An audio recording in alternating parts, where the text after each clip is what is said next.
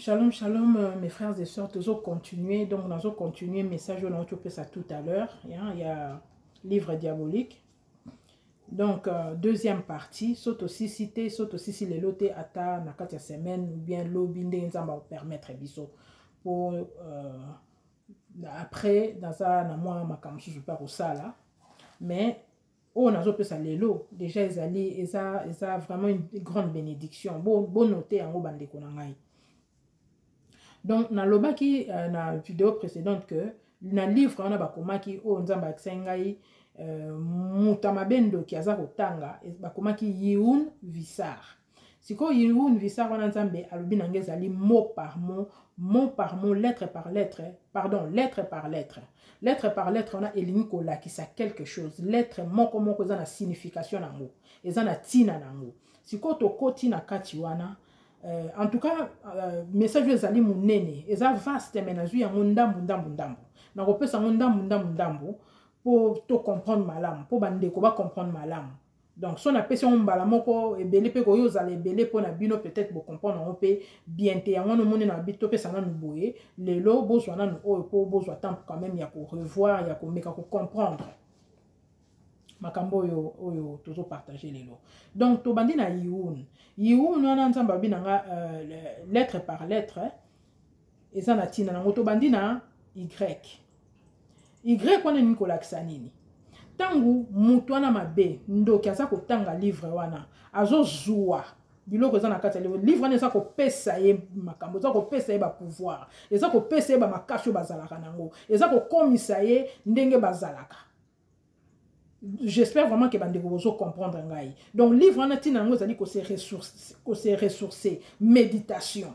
Donc Y elingi kolakisa le respect au service, loyauté. Donc bandeko nanga bokende ata na Google bo beta kombo oyo, bo beta pe na Google, bo luka bo mona ngo. Bo mona kombo oyo bima. Poto luka ki na bandeko ebimi na Google ebimaki. Et puis, ils sont même signification. Donc, Y et Nicolas, le respect au service. Donc, respect na musala o azui. Musala ya kindoki. Respect na musala. Donc, au moment où nous respectons mukanda nzambe, ndenge ba respecter mukanda wana, livre wana. Le respect au service, loyauté. Prêter serment, ko prêter serment na diable. Ko prêter fidélité na diable. Donc, aza au service, il y a diable. Donc, ils allaient livrer, il y a diable. Livrer, il y a Satan.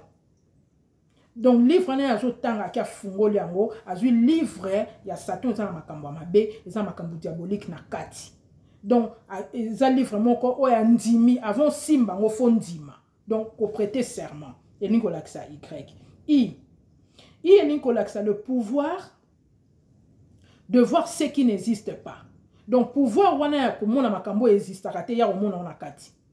Eza na kati ya livre wana tanga ke ko méditer abandi komona makambo yo azui pouvoir komona makambo yo qui n'existe pas. A komona makambo qui n'existe pas, le pouvoir de voir ce qui n'existe pas, de voir au-delà. Komona makambo ya musika oyo mutako yi komona te donc ndoki na livre wana na méditation wana ba pesie pouvoir wana ya komona makambo ezo exister te. Donc eza lokola ba fungoli troisième œil. Bafungoli lisu ya misato, troisième œil. Abandi komona makambu oyo batu bamona kate. Ya wana bandoki bamona ka makambu oyo yozo mona te. Baza na pouvoir ya komona makambu oyo ezo exister te. Oyo ezo exister te na misu na biso batu. Donc makambo e bombana. Tokei bandeko na ngai bo koma malamu po bobo sanate. Pouvoir ya ko se iwana kaka iso pesa bango pouvoir ya ko se transformer ya kokota en contact na ba esprit mususu ba esprit ya molili invisible ba esprit des eaux ba esprit ya bakufa ba esprit makambo nyoso nzamba pekisa biso na mukanda na ebalu na balwa ya nzambe o nzamba pekisi biso bango sikoyo na livre wana bazo so pouvoir ya kokota au-delà kokota en contact na ba esprit. Et so pesa bango pouvoir wana ya ko transformer ba situation. Bande wana j'espère que bozo landanga ko transformer ba situation donc makambo e comme la kabiso. Par exemple ko transformer situation vie na yo ndenge zali. Mais vie na yo le vivre comme il faut ezali transformer. ndenge bandoki bazwaka makasi ya kotransformer vie ya moto ozalaki malamu okomi mabe babwakeli peut-être par basort vie na yo s'est transformée bango baza na pouvoir wana livre wana moto epesaka bango donc lettre I wana elingi kolakisa le pouvoir de se transformer koprendre la forme souhaitée akozwa pe forme oyo alingi yango bandoki bachangeaka baforme akozwa pena nzoto ya mutu mususu alati yango akozwa komi mbisi akozwa komi lettre I oyo na kati ya livre wana epesa bango pouvoir wana ya ko se transformer ya kozwa forme oyo alingi pouvoir ya ko se transformer na ya ko transformer ba situation ko créer ba situation ko yelo na vino ba situation zo yela na vie na yo o bando ku basali place bazwaka yango oyo lettre I wana ya phrase oyo ya mo oyo yiun na I wana nde bazwaka pouvoir wana akomi na makasi soki alobi a transformer vie ya mutu atindi makambo mabe na vie ya mutu azo transformer ba situation azo transformer makambo ye moko pa azo se transformer azaki mwasi alati akomi nzoto ya mobali bandoki babimaka ya solo bandeko na nga alati nzoto ya mutu ndenge nga nazoloba ndenge bino bozala ndeko alati forme moko boye humain akomi to eloko moko boye akomi to mwasi akomi to mobali a créé akomi azaki mukola akomi mwana muke bandoki ba se transformaka et pouvoir wana utaka na lettre oyo I sikoyo tokei na lettre H après bandeko na kozonga pona kati ya ba lettre nyonso parce que c'est la révélation de Dieu ezali na fondement biblique na kopesa bino ba verset na kati ya mukanda nzambe ozo la biso ke makambo oyo eza contre la parole de Dieu. Donc nous parlons de notre Dieu, nous parlons de Jésus-Christ de Nazareth. Tozo kumisando kite mais tozui révélation oyo poto yeba misana ba nzambe na bimisi ba okana posa. Donc lettre H ezali elingo laksa ba se ressources na kati pesa bango pouvoir nini. Le manque total d'émotion. Il y a un ndo kaza na émotion taza na motema te. Ko s'attendre te ke ndo ka ya osenga pardon, orgueil.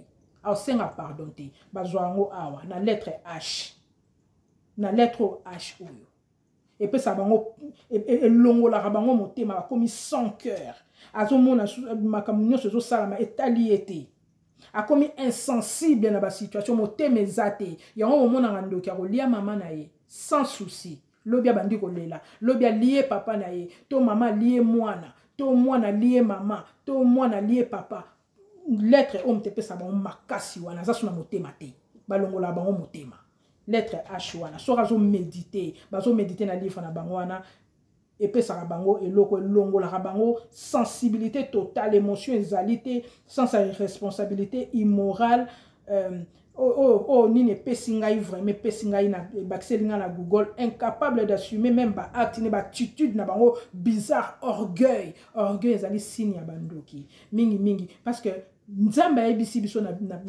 parole na kozonga na kati ya parole de Dieu l'orgueil précède la chute. Nzamba lobi apambola ba orgueil te eza na kati ya mukanda nzambe mais livre o pesa bango orgueil et pesa bango elongola bango motema donc on se bozo etali est équipé na moité.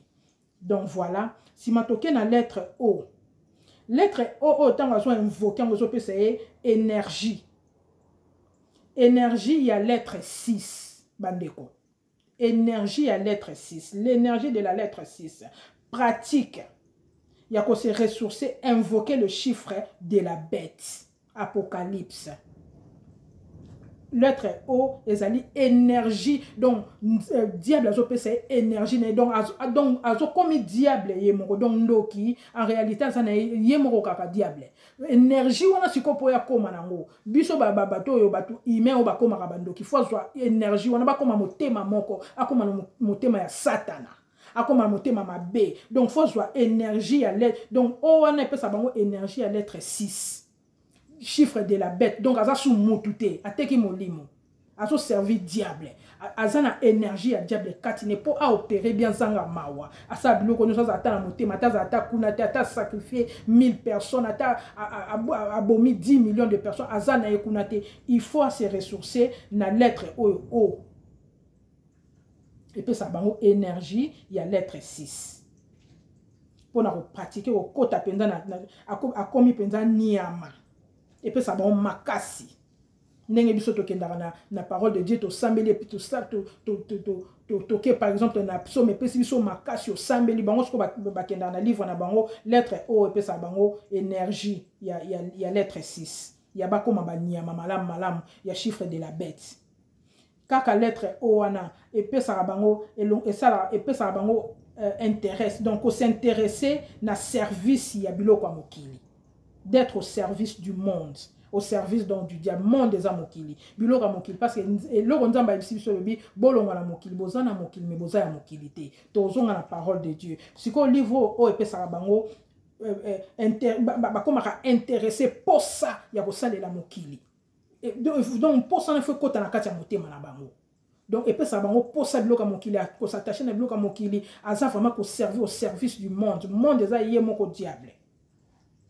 Après toke na lettre E priorité na bango priorité de célébrer des choses que tu veux donc epesaka bango posa ya ko célébrer makambo ya sali ya makambo ya mabe o bino bozomona mabe ya zomona ngo bien donc pasi ya muninga ya zomona ngo bien epesaka bango esengo wana donc ata moni na e pasi ata lie na e mutu ata babomi na bango mutu akufi tango bino bozolela wana ya azolela ka sa spectacle na misu na bino na motema fo yo kesengo fo motema ezala te ekopesa esengo pasi ya muninga ekopesa esengo to omona ngo pe na batu mususu o comprendre mutu na te asepela aka na pasi ya baninga so muninga komi na pasi so muninga azoyoka mabende ya zosepela so muninga azoyoka mawa ya sepeli bo comprendre te makambo mabe yango ya sepela kanango pasi ya baninga yango esalaka e plaisir pourquoi so motema wana wapi pourquoi yo pasi ya baninga epesa ko esengo pourquoi yo olie muninga zana mawa o lukata ko sunga ye o ede ye po muninga longa na pasi na me yo ko mtaliboso ko memalika muwana okay